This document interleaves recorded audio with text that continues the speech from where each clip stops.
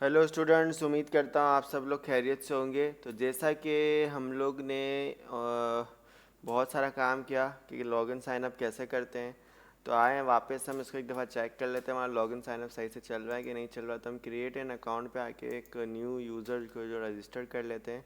मैं यहाँ पे अहमद लिख लेता हूँ और इसका जो जीमेल है ahmed@gmail.com रख लेता हूँ। पासवर्ड रख लेता हूँ 1 2 3 4 5 6 7 8।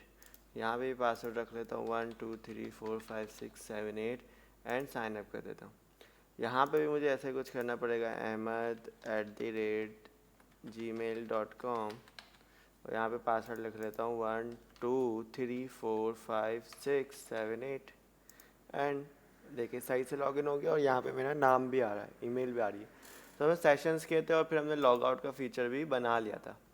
अब हम क्या चाह रहे थे कि हम लोग जो है यहाँ पर हमने इसको अलग अलग कंपोनेंट्स में कैसे तोड़ना है इस डैशबोर्ड को, ठीक है। और क्योंकि हम लोग को ड्राई का कॉन्सेप्ट यूज़ करना होता है जब भी हमको डैशबोर्ड बनाते हैं। अभी हमने कोई ऐसा वो यूज़ नहीं किया है, लाइक कोई वेबसाइट को इसके साथ कनेक्ट नहीं किया है, तो इसलिए हम लोग इसमें आगे कोई अभी वर्क नहीं करेंगे। हाँ, आने वाले वक्त में हम लोग कोई ऐसा प्रोजेक्ट ज़रूर स्टार्ट करेंगे अगर आप फोर्स करेंगे तो, जिसमें पूरी सामने फ्रंट पे एक पूरी वेबसाइट होगी और उसका पूरा पीछे बैकएंड होगा और एडमिन जैसे लॉगिन करेगा तो इस डैशबोर्ड पे आके अपनी चीज़ें डालेगा तो फ्रंट वाली वेबसाइट्स पे दिखेंगी।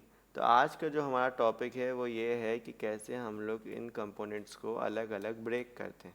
सही है।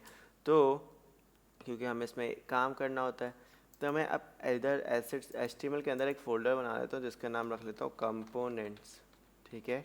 तो कंपोनेंट्स हमारे हो गए। कंपोनेंट्स के फोल्डर के अंदर मैंने बोला जो मेरा सबसे ऊपर का पार्ट है उसका नाम है हेडर, तो मैंने दे दिया header.php।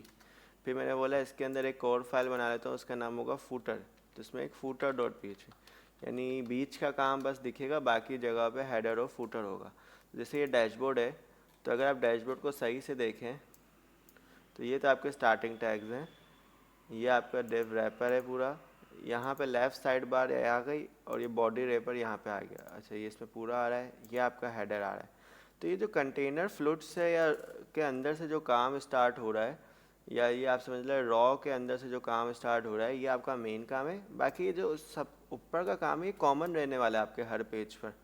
तो इसको आप कंट्रोल X करें और उठाएं और अपनी हेडर फाइल में डाल दें। सही है। और डैशबोर्ड पे क्या करें आप, यहाँ पर आप पीएचपी का स्टार्टिंग टैग डाल दें और यहाँ पे पीएचपी का एंडिंग टैग, यहाँ पे लिख दें इंक्लूड, ठीक है। और यहाँ पे अपनी फ़ाइल की लोकेशन दे दें। अब वो फाइल का आपकी कंपोनेंट्स फोल्डर के अंदर जाके, तो कंपोनेंट्स फोल्डर के अंदर जाके जो है header.php मौजूद है, ठीक है। तो अभी हम चेक करते हैं कोई हमें मसला तो नहीं दिखा रहा। नहीं दिखा रहा, देखो बिल्कुल सही चला। अब इससे फ़ायदा क्या होगा, अगर यही काम मैं हर दूसरे पेज पे अपने कर लूँगा, यानी डैशबोर्ड के अलावा कोई पेज होगा कि हम इस पर क्लिक करें तो कोई पेज है, तो सब में अगर हेडर कॉमन होगा तो इससे फ़ायदा ही होगा। मैं हेडर में कोई भी चीज़ चेंज करूँगा, लाइक माई प्रोफाइल को खाली मैं लिख दूंगा माई इमेज एग्जाम्पल के तौर पे, तो वो ऑटोमेटिक वो चेंज हो जाएगा सब फाइलों पे, क्योंकि वो लिंक हुई हुई है फाइल, ठीक है, हेडर की।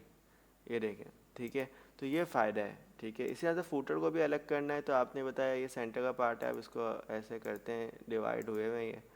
तो आपने बोला भाई फूटर जो मेरा स्टार्ट हो रहा है वो यहाँ से हो रहा है पूरा, तो आपने यहाँ से पूरा फूटर कॉपी करा, ठीक है, कंट्रोल X करा, सॉरी उठा लिया और उसको फूटर के फाइल में पेस्ट कर दिया, इतना सिंपल।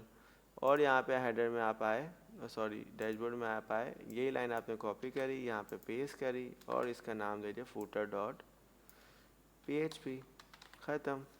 तो आपको ये पता चलेगा कि यहाँ पे भी कोई मसला नहीं आ रहा। तो इतना आसान और इतना अच्छी चीज़ है ये, जिससे आपको बहुत ज़्यादा बेनिफिट्स जो हैं मिल सकते हैं, ठीक है। तो आने वाले वक्त में अगर आप मुझे फोर्स करते हैं किसी भी कैटेगरी के ऊपर, वो ई कॉमर्स है, वो आपकी जो ऐसी सर्विसेज हैं, या किसी भी चीज़ के ऊपर आपको वेबसाइट चाहते हैं कि मैं पूरा प्रोजेक्ट देखूँ कि कैसे बनता है, तो उसके लिए आपको मुझे लाजमी कमेंट करना पड़ेगा और सब्सक्राइब करना पड़ेगा। दैन फिर मैं देखूँगा कि अगर मुझे ज़्यादा डिमांड आ रही है तो मैं ज़रूर बनाऊँगा, ठीक है।